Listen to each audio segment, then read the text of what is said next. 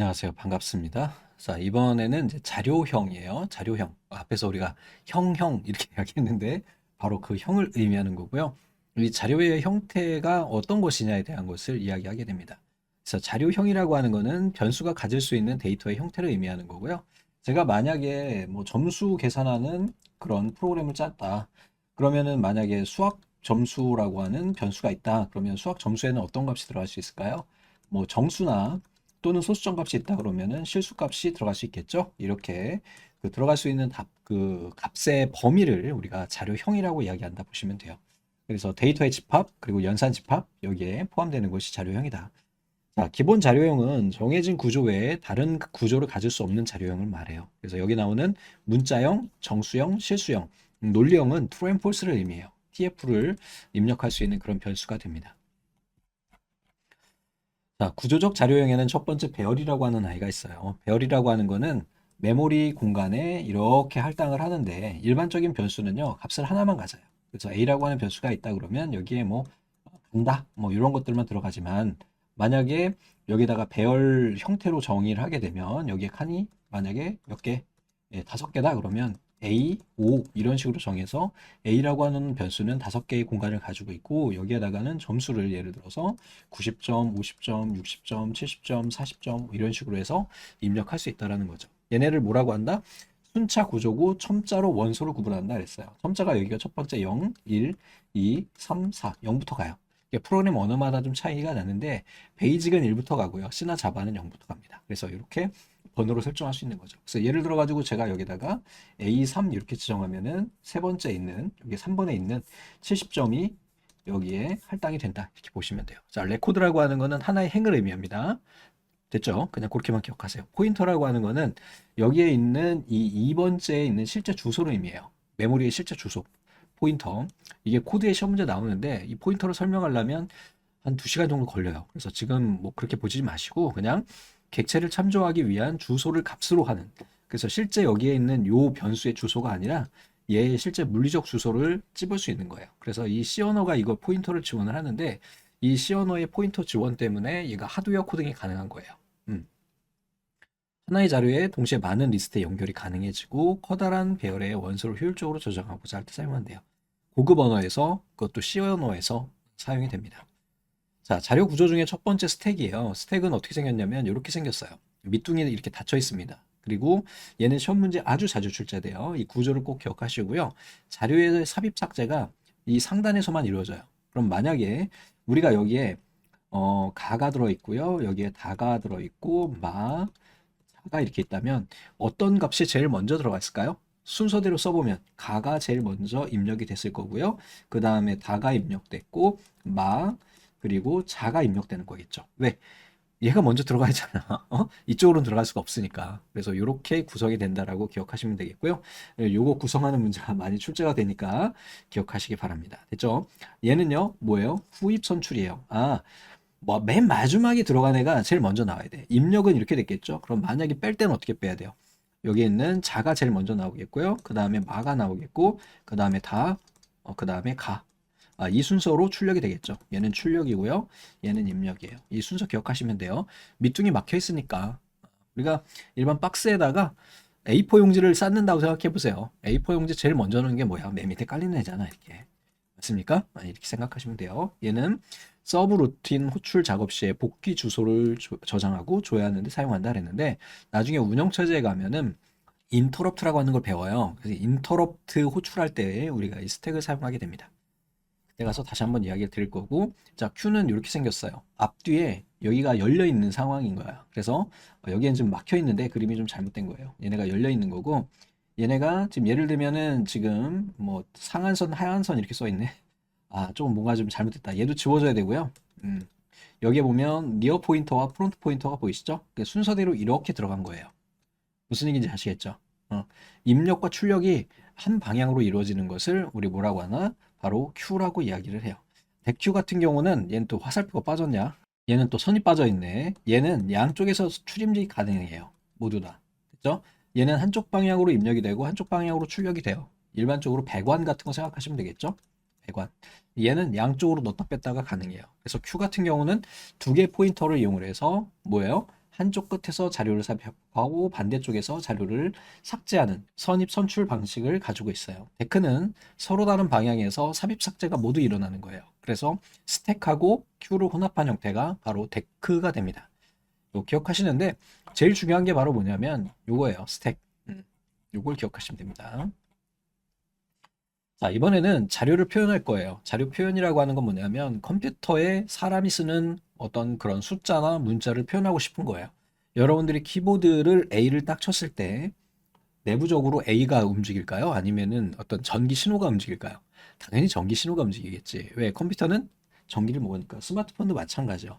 그런 고유한 코드를 우리가 뭐라고 이야기하냐면 문자 코드 또는 숫자 코드라고 이야기를 해요.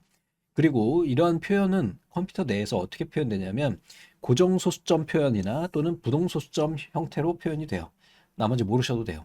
그냥 여기까지만 하시면 됩니다. 이거 설명하자면 한도 끝도 없고 이해하기도 너무 어려워요.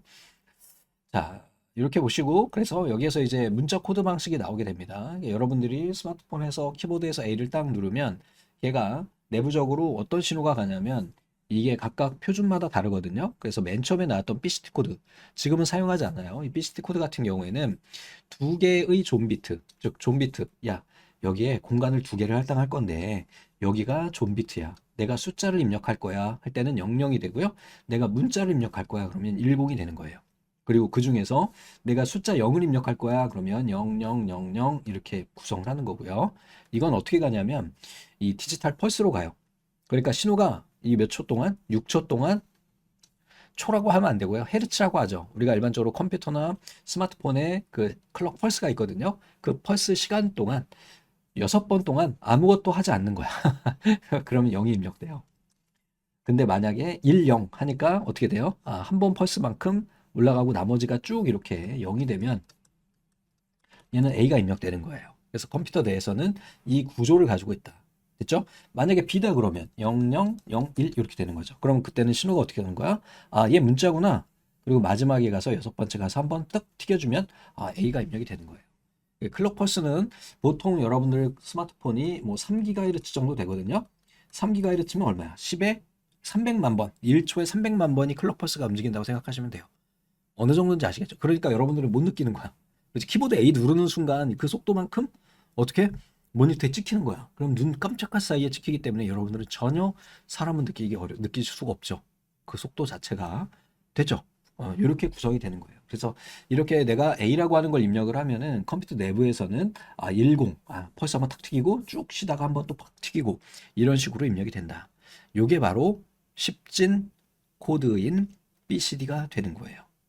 얘는 두 개의 뭐요? 네, 존 비트와 네 개의 디짓 비트로 구성이 돼 있어요. 존 비트라고 하는 거는 형태를 정의하고요. 뒤에 나오는 디짓 비트는 그 값들을 나타내요. 근데 이걸로는 우리가 표현할 수 있는 게 총 64가지밖에 안 돼요. 알파벳이 25자인가요? 그러면 두 개 대소문자 구분을 하면 뭐야 50개 넘잖아요. 거기다 숫자까지 넣으면 우리가 표현할 수 있는 수가 너무 적은 거야. 그래서 나온 게 미국 애들이 군사용으로 만들어 놓은 아새끼가 있어요. 아새끼. 얘 같은 경우는 7비트 코드로 구성을 하는데 얘는 어떻게 하냐면 존 비트를 하나 더 늘렸어. 존 비트를 하나, 둘, 셋 가는 거고요. 디짓 비트가 4개로 이렇게 구성이 돼 있어요. 그래서 얘는 총 몇 개의 문자를 표현할 수 있냐면 128개를요. 이게 뭔지는 좀 이따 말씀드릴 거고요. 자, 그 다음에 이제 EBCD라고 하는 게 나왔어요. 이걸로도 표현할 수가 없어. 왜 그러냐면 얘가 맨 처음에 나올 땐 1960년대, 50년대 이때거든요. 근데 인터넷이 막 발전이 된 거야. 그래서 더 많은 코드가 필요해진 거죠. 그래서 하나를 더 늘렸어. 이번에는 4개의 존 비트, 문자 형태를 4개로 하고요. 그 다음에 거기에 해당하는 값들을 4개로 구성하는 총 256가지의 문자를 표현할 수 있도록 했어요. 그런데 인터넷이 처음에는 대한민국하고 연결이 됐어. 그래 한글만 표현하면 됐는데 좀 있으니까 일본도 연결해 달래. 그러니까 일본어도 표현해야 돼. 좀 있으니까 중국도 연결해 달래. 그러니까 흐벌나게 많은 문자들이 표현이 가능해져야 된다는 거예요. 그래서 나온 게 유니코드가 나온 겁니다. 되셨죠? 유니코드. 다음에 이제 유니코드가 나와요. 이 교재에는 없지만 우리가 현재 쓰는 거는 유니코드가 됩니다. 얘는 16비트예요. 16비트. 자, 잘 생각해 봅시다. 이것을 어떻게 계산된 거냐면 별건 아니에요. 예를 들어서 2비트다 그러면 칸이 2개짜리가 이렇게 있는 거예요. 그러면 여기에서 발생할 수 있는 경우의 수는 어떻게 될까요? 00, 이진수로 표현이 되는 거예요. 01, 10, 11 총 4가지의 경우수, 즉 4가지 문자만 표현할 수 있는 거예요. 맞죠? 그러면 만약에 3칸 있어. 비트가 3개야. 내가 표현할 수 있는 게 3비트야. 그럼 어떻게 될까요?